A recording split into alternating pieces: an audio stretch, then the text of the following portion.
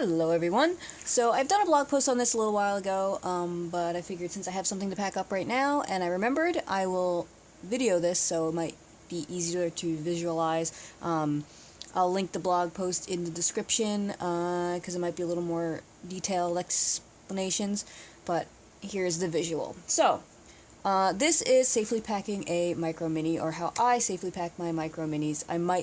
This might seem a little overboard, but when it comes to shipping, I would rather spend the extra money out of pocket and have it get there safely than to have to worry about any issues that happen later, because they are not handled very nicely during the postal, movement. Especially these new black resins, they're a little more brittle than the white resin. The white resin's a little more flexible and a little more soft, so these legs and stuff on these can snap pretty easily compared to the other ones. So this is what I do. We have our little micro here. Here's Checkers. He's going to his new home. So what this is unbleached muslin. It's thin. It's almost like a sheet or a pillowcase. There's different types of muslin with different types of I don't know what you call that, threading, whatever. Some are rougher than others, some are thicker than others. This is fairly thin. I got this at Joann's. I used to get the crafty cuts on Amazon, but for some reason their prices on that are like insane for just 2 yards. I went to Joann's with a coupon and I probably got like 3 yards for like probably no more than $5 with the coupon. So I would highly recommend checking them out first, because then you can also feel it and see it.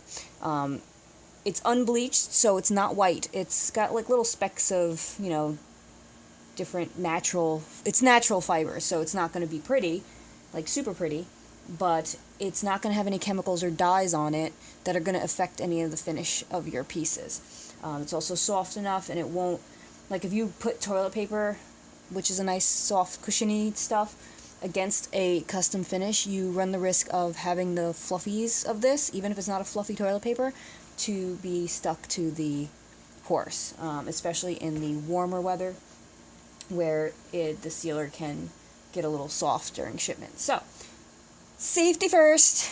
We wrap this in muslin. What I like to do is put it through the legs like so, and sort of fold it over to cover his body. What I also sometimes like to do, if the legs are really wide apart and I don't want them warping and such, I would put a little piece of toilet paper in between the legs. So what I would do there, I'd take a little piece of toilet paper, roll it up. You don't want it too thick because you don't want, you want some cushion, but you don't want it super tight where it doesn't have any give, because vibrations can crack them too if it's too tight.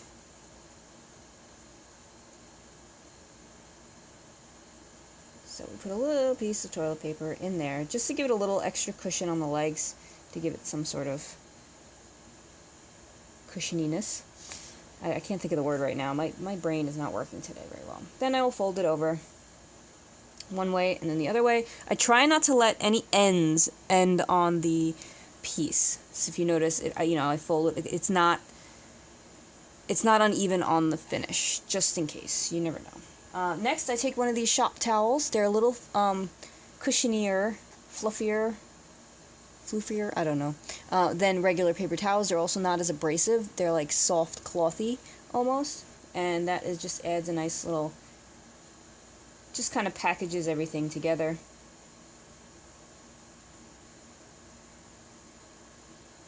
Nicely. And we roll that guy in there. This actually might be too much, because you want to get him in his little case too. Okay, so we've got a nice little package here. And now I like to put them in these when they fit. A lot of the new ones don't fit in these. They're a little too big. So in that case, I will either toilet paper this a lot and then bubble wrap it a lot to make a nice big, cushiony thing. Or I'll put them in one of the small cardboard boxes instead. So this guy should be able to fit in here. We don't want to squish him in too much. he should be nice in there, not too snug. Put our little top on. Oh, these, I don't know if I said this already, these are, I think, salad dressing containers. You can get them at Dollar Tree. It's like a pack of like 8 or 10 or something like that. When you can't find them at Dollar Tree, supermarkets usually have them. They're usually a little more expensive, but even still, well worth it. A piece of Scotch tape so the lid doesn't pop off in shipping, because who knows what goes on in there.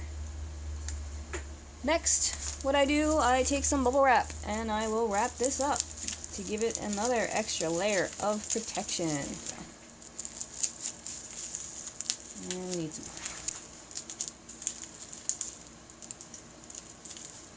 more. Now we've got our little pony in his little trailer, we'll say, and this is nice and protected. Next, we get our box. This is a little big for this. You probably could go a little smaller. You probably can go 6'4" is the smallest I would go. Even then, but this is better. So we have a nice layer of packing peanuts, probably about 2 inches or so. Just put them, lay them nice on top there. Shove some more packing peanuts, nice and protected. I could probably even this out a little more, maybe even things, but you don't want it too snug either. Like I mentioned before with the legs, same thing. You need some sort of cushion to give some sort of give.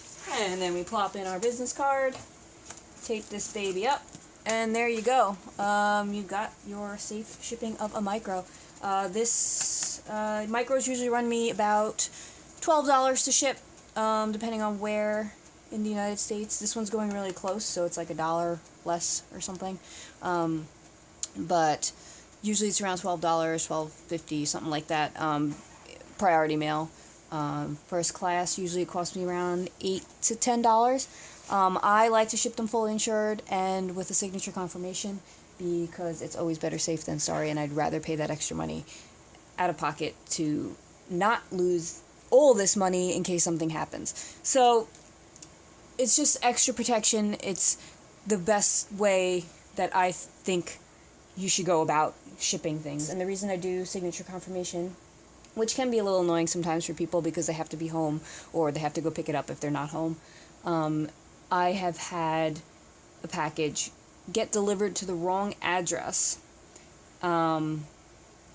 It was mailed to the correct address. The mailman delivered it to the wrong address that was not on the package. Thankfully, the person was friendly with their neighbors and was able to locate the package. If they were not able to locate the package, the insurance would have done nothing because the tracking showed delivered. It doesn't show exactly where it was delivered, but it would have been an entire nightmare to find out that it was delivered to the wrong spot and have them prove that it was delivered to the wrong spot in order for me to get the insurance on the package. So signature confirmation proves where it was delivered, when it was delivered, who it was delivered to, and it's just that extra layer of protection. So if you can always add extra protection in some way, shape, or form, do it. I highly recommend it. It's worth the peace of mind. Even still, I get so nervous with these things. Until I hear that they're delivered or see that they're delivered, then I can breathe easy. But just do the best you can, pack it nicely, and you should be good. I mean, accidents still do happen. I mean, this could still arrive crushed. Who knows? You take in every precaution that you can. You have to pack it like it's going to get thrown across the room. And if this was thrown across the room, I feel like this would survive. So that's the way you have to think when you ship things. I am going to stop talking now because I'm blabbering on and I have to go mail this. So thanks for watching. Hope this helps, and have a great day and see you next time.